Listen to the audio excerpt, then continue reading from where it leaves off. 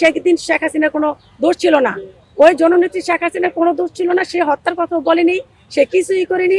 এটা বানানো নাটক। 5ই আগস্টে যে কথাটা আপনি বললেন যে 2400 ছাত্র মারা গেছে, না, এটা নিছক মিথ্যা কথা।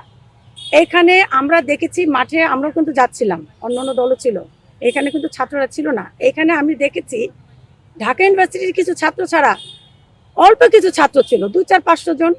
আর ওখানে বেশিরভাগ টোকাই ছেলেমেয়েরা ছিল। আমি নিজে দেখেছি টোকাই ছেলে মেয়েদের টাকা দিয়ে ওরা কিনে কিনে জামাত আইনা মাঠ ভর্তি করছে। এই যে মাঠ ভর্তি করে টোকাই ছেলেদের আনছে, এবং যারা নাকি এখানে ছাত্র না, ওখানে কিন্তু তাদেরও 500 টাকা 1000 টাকা দিয়ে পানির বোতল দিয়ে খাবার দিয়ে কিন্তু ওদের আনানো হয়েছিল। সেটা কিন্তু আমরা নিজের চোখে দেখেছি। আমি এখানে সাধারণ আইনজীবী হিসেবে বলবো, আমি রাজনীতির কথা বলবো না, আমি সত্যি কথাটা বলি। সেদিনের ঘটনাটা ছিল জামাতেরই একটা ইঙ্গিত, জামাতেরই একটা নোংরা খেলা। এবং সেদিন শেখ হাসিনার কোনো দোষ ছিল না, ওই জননেত্রী শেখ হাসিনার কোনো দোষ ছিল না। সে হত্যার কথাও বলেনি, সে কিছুই করেনি। এটা বানানো নাটক। সেখানে মারা গেছে অল্প কিছু জন।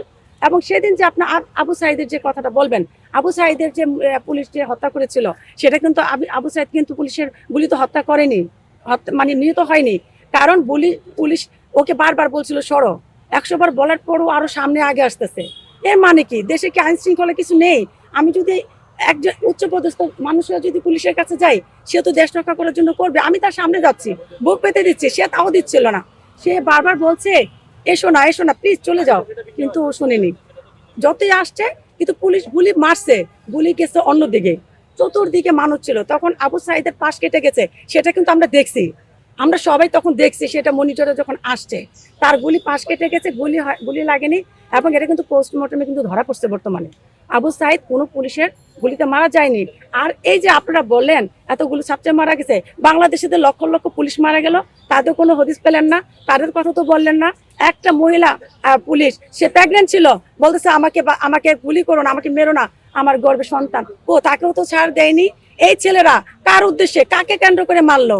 এই এনসিপির বাচ্চা যখন তার এনসিপি ছিল না, তখন তারা একটা অধিকার নিয়ে আসছিল, যে অধিকারটা আসতে গিয়ে তারা এত কিছু করে ফেললো। তাই কি আপনি কি মনে করতেছেন এটা একটা মুক্তিযুদ্ধ? মোটেই না, এটা একটা খেলা, এটা একটা চক্রান্ত। এখানে কোনো মুক্তিযুদ্ধ হয়নি। মুক্তিযুদ্ধ হয়েছে ওই 1971 সালে।